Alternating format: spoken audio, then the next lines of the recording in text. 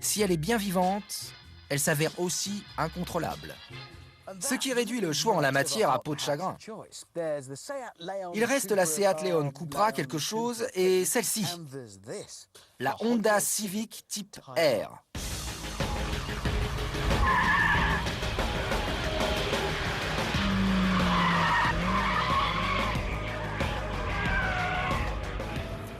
La Civic Type R a toujours eu un côté vaurien à l'ancienne. Dans un film porno, elle jouerait le rôle du garçon d'écurie ou du plombier, plutôt que celui de l'homme d'affaires bien polissé.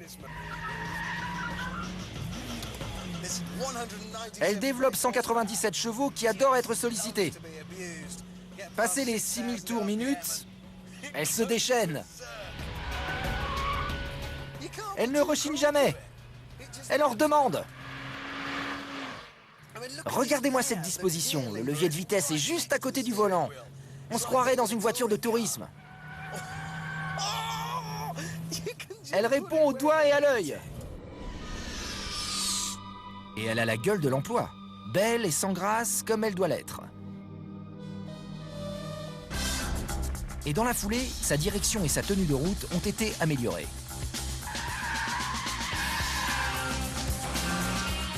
Elle est fantastique.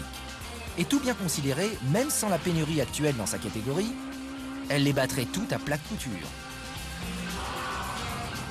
On vient de m'apprendre une bonne nouvelle. Il nous reste encore un peu d'argent.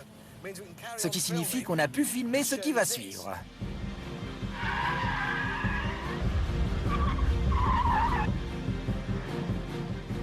Voici l'apparente cachée de la Civic. La Honda NSX, mais dans sa dernière version la plus spécifique, la Type R pur jus, sans fioriture. La NSX existe déjà depuis presque 20 ans. Mais vous l'ignorez probablement parce que presque personne ne l'a achetée.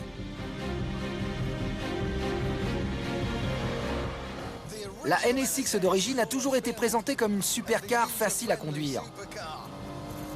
Mais cette version ne fait aucune concession.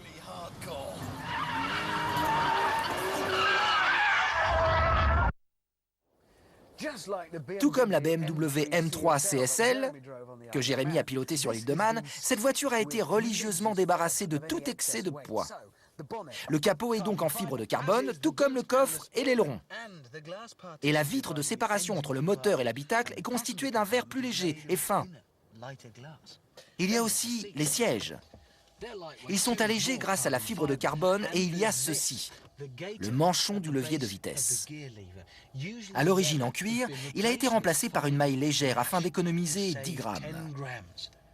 J'aurais pu le faire rien qu'en portant des chaussettes plus fines.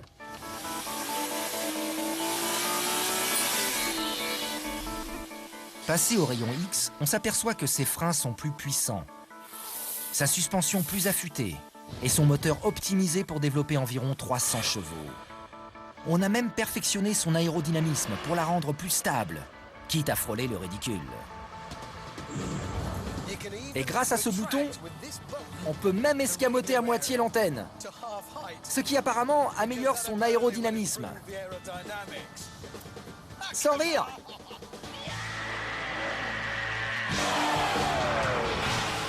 Le résultat, je dois l'avouer, est incroyable. Elle se comporte à merveille et possède une adhérence hors pair. Mais cela suffit-il pour impressionner et intéresser la clientèle? Malheureusement, non. Voici pourquoi. Quand on commence à dénaturer la forme du pommeau de vitesse et qu'on l'habille d'une cotte de maille légère, c'est ce qui révèle qu'on nous filoute. Ce n'est plus une voiture, c'est un délire d'ingénieur. À la vérité, malgré tous ses efforts, elle n'a jamais été une Ferrari. Il est donc grand temps que cette voiture rejoigne la Renault Alpine à la maison de retraite des supercars sympas. Un message pour Honda. Allez de l'avant, construisez autre chose. Laissez tomber la NSX.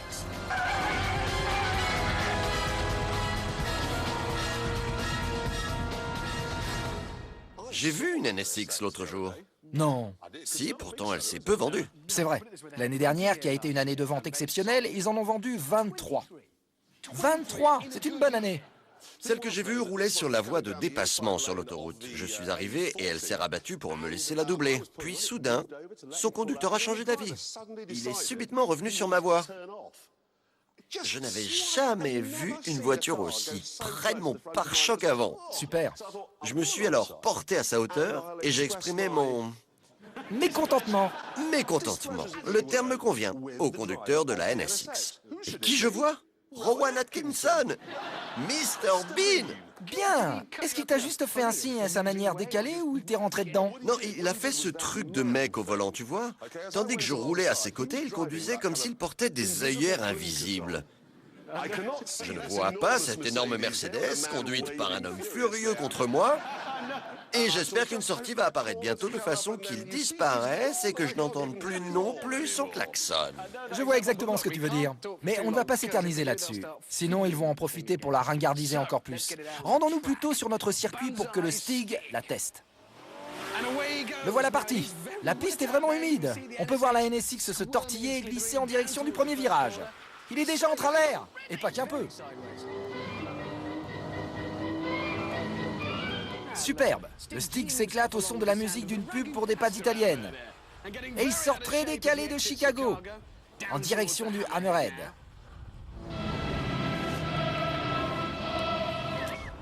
Va-t-il sous-virer? Oh mon Dieu, non! Il survire. Sur sol sec, cette voiture manque déjà d'adhérence, mais sur sol mouillé, c'est un véritable cauchemar. Va-t-il s'en sortir dans le follow-through? Oh, très rapide. Le Stig est audacieux. Au temps intermédiaire, la NSX est presque à la hauteur de la 911 Turbo sur piste mouillée. La voiture est encore un peu hésitante. Joli passage du Gambon. Oh, et c'est l'arrivée. Qu'est-ce que ça donne? C'était très bien, non? Oui. 1 minute. 31,6. Ce qui n'est pas mal. 6. Ce n'est qu'une demi-seconde de plus que la 911 Turbo, qui a 4 roues motrices. Oui, ce n'est pas mal du tout. Mais laisse-moi te préciser une chose.